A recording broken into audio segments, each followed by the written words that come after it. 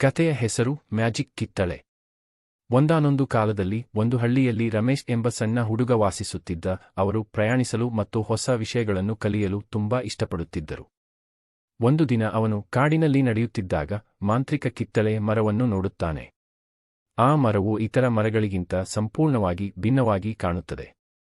ರಮೇಶ್ ಕಿತ್ತಳೆ ಹಣ್ಣನ್ನು ಸವಿಯುವಾಗ ಅವನೊಳಗೆ ಶಕ್ತಿ ತುಂಬಿದ ಅನುಭವವಾಗುತ್ತದೆ ಮತ್ತು ಅವನ ಮನಸ್ಸು ಮೊದಲಿಗಿಂತ ಹೆಚ್ಚು ಚುರುಕಾಗುತ್ತದೆ. ರಮೇಶ್ ಆ ಮಾಂತ್ರಿಕ ಕಿತ್ತಳೆಯನ್ನು ತನ್ನ ಸ್ವಂತ ಲಾಭಕ್ಕಾಗಿ ಬಳಸಲಾರಂಭಿಸಿದ. ಅವರು ಎಲ್ಲವನ್ನೂ ಮುಂಚಿತವಾಗಿ ತಿಳಿದಿದ್ದರು ಮತ್ತು ಪ್ರತಿ ಕಷ್ಟಕರವಾದ ಪ್ರಶ್ನೆಯನ್ನು ಪರಿಹರಿಸುತ್ತಾರೆ. ಅವರ ಪ್ರತಿಭೆಯನ್ನು ನೋಡಲು ದೂರದೂರುಗಳಿಂದ ಜನ ಬರುತ್ತಿದ್ದರು. ಕಾಲ ಕಳೆದಂತೆ ರಮೇಶನ ಶಕ್ತಿ ಕಡಿಮೆಯಾಯಿತು. ಮರದ ಮೇಲಿನ ಕಿತ್ತಳೆಗಳ ಹೊಳಪು ಸಹ ಕಡಿಮೆಯಾಗುತ್ತಾ ಸಾಗಿತು ಮತ್ತು ಕ್ರಮೇಣ ಅವುಗಳ ಶಕ್ತಿಗಳು ಸಹ ತಮ್ಮ ಶಕ್ತಿಯನ್ನು ಕಳೆದುಕೊಳ್ಳುತ್ತಿವೆ.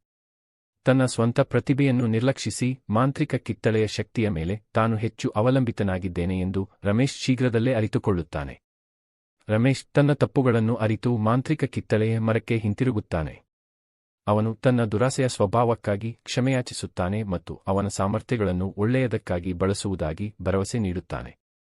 ಆಗ ಇದ್ದಕ್ಕಿದ್ದಂತೆ ಮರದ ಉಳಿದ ಕಿತ್ತಳೆಗಳು ಮತ್ತೆ ಹೊಳೆಯುತ್ತವೆ.